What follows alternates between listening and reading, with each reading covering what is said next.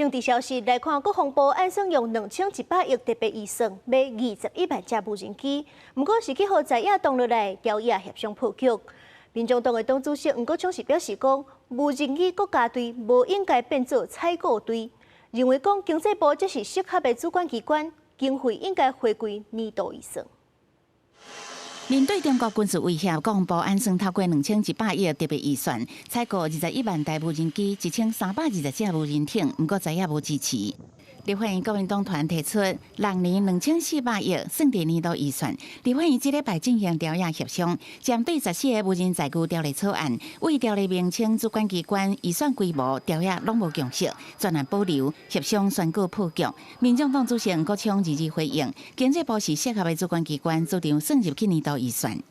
無人機國家隊不應該成為採購國家隊，整個產業賴以生存的是我們的政府有沒有編預算來採購。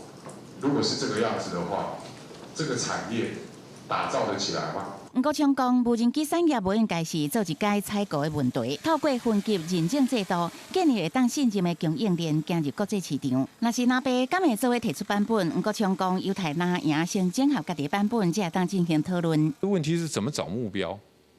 誰幫他找？那說我有徵收型啊，那徵收型的目標的人，他怎麼去在這個東西再回饋給你呢？攻擊型的，那中間怎麼搭配？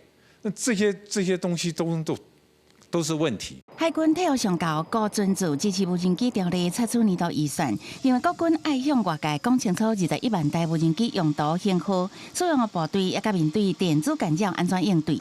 有十足的善意來去溝通協調。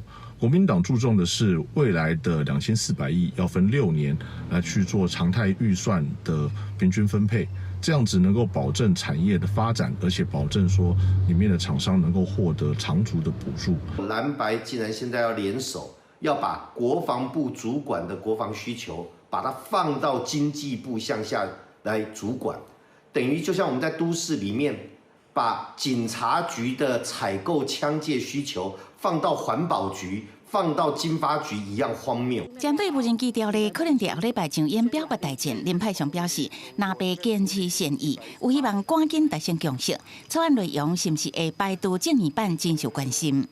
記者採訪報道。